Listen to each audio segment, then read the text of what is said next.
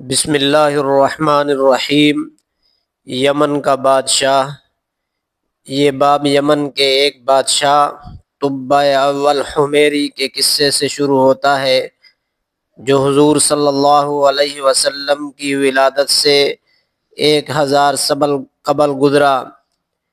یہ بادشاہ ایک عظیم الشان لشکر اور بے پناہ شان و شوکت کے ساتھ پوری دنیا کے دورے پر نکلا۔ اس کے ہمراہ 12,000 عالم، حکیم اور کثیر تعداد میں فوج موجود تھی۔ جب اس کا گزر مکہ مکرمہ سے ہوا تو اسے یہ دیکھ کر حیرانی ہوئی کہ اہل مکہ میں سے کوئی اس کے استقبال کے لیے نہ آیا۔ اس نے اپنے وزیر اعظم سے اس کی وجہ پوچھی۔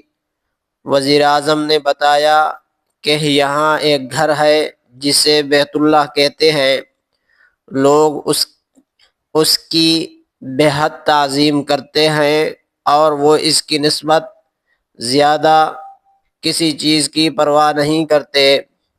یہ سن کر بادشاہ غصے میں آ گیا اور اس کے دل میں مکہ والوں کو قتل کرنے اور بیت اللہ کو منہدم کرنے کا برا ارادہ پیدا ہوا۔ جیسے ہی بادشاہ کے دل میں بیت اللہ کے لیے برا ارادہ آیا، اس پر عذاب نازل ہوا اور اس کی ناک، منہ اور آنکھوں سے خون اور ایک بدبودار مادہ بہنے لگا۔ اس کے ہمراہ موجود عالموں اور حکیموں میں سے کسی کے پاس بھی اس بیماری کا علاج نہ تھا۔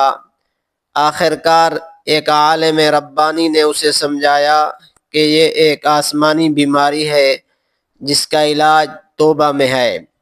بادشاہ نے اپنے برے ارادے سے توبہ کی اور دل میں بیت اللہ کی عظمت کا اقرار کیا۔ توبہ کرتے ہی وہ مکمل طور پر صحت یاب ہو گیا۔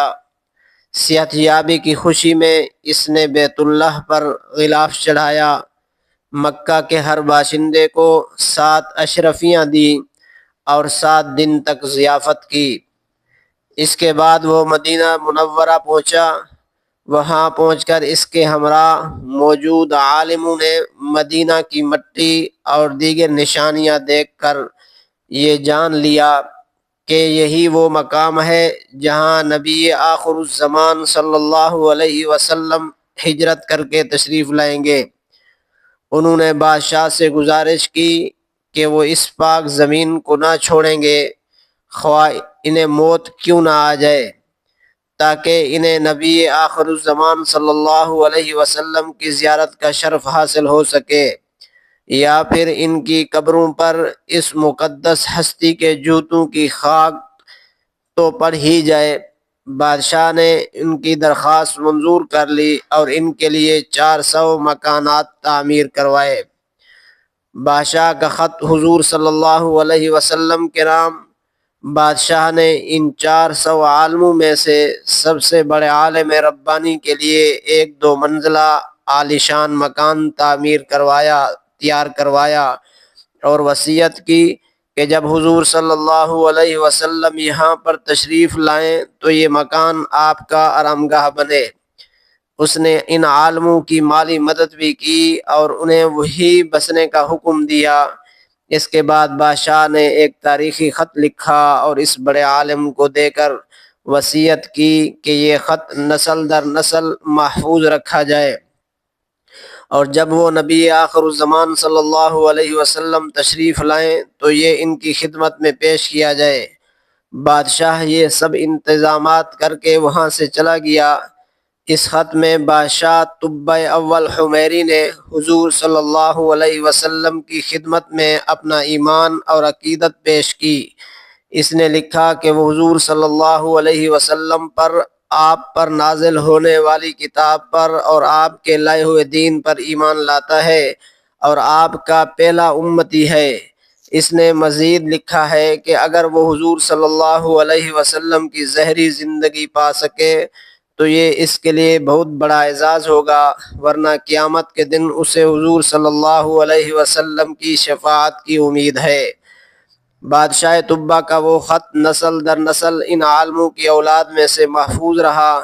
1000 سال کے طویل عرصے کے بعد یہ خط حضرت ابو ایوب انصاری رضی اللہ تعالی عنہ جو ان عالموں کی اولاد میں سے تھے تک پہنچا۔ انہوں نے یہ خط اپنے غلام خاص ابو لیلہ کی تحویل میں دے دیا۔ ادھر حضور صلی اللہ علیہ وسلم مکہ مکرمہ سے ہجرت فرما کر مدینہ منورہ کے لیے روانہ ہوئے۔ جب آپ مدینہ کے قریب پہنچے تو مدینہ والے جو آپ کے بہت مشتاق تھے جوک در جوک آپ کے استقبال کے لیے نکلے۔ ہر کوئی چاہتا تھا کہ آپ اس کے گھر تشریف لے جائیں اور اس کی قسمت جگا دیں۔ حضور صلی اللہ علیہ وسلم نے فرمایا کہ آپ کی اونٹنی کو چھوڑ دیا جائے، وہ جہاں بیٹھ جائے گی وہیں آپ کا ٹھکانہ ہوگا۔ وہ اونٹنی حضرت ابو ایوب انصاری رضی اللہ تعالی عنہ کے مکان کے سامنے جا کر بیٹھ گئی، جو وہی مکان تھا جسے بادشاہ طبہ نے بنوایا تھا۔ لوگوں نے ابو لیلہ کو بلا کر حضور صلی اللہ علیہ وسلم کے پاس بھیجا۔ ابو لیلہ جب حضور صلی اللہ علیہ وسلم کی خدمت میں حاضر ہوا تو آپ نے اسے دیکھتے ہی فرما دیا کہ وہ ابو لیلہ ہے، طبہ کا خط لایا ہے اور اسے پیش کرے۔ ابو لیلہ یہ سن کر حیران رہ گیا۔ حضور صلی اللہ علیہ وسلم نے وہ خط لے کر پڑھا اور اسے نسل در نسل محفوظ رکھنے پر صالح بھائی طبہ حمیری کی تعریف فرمائی۔ حضور صلی اللہ علیہ وسلم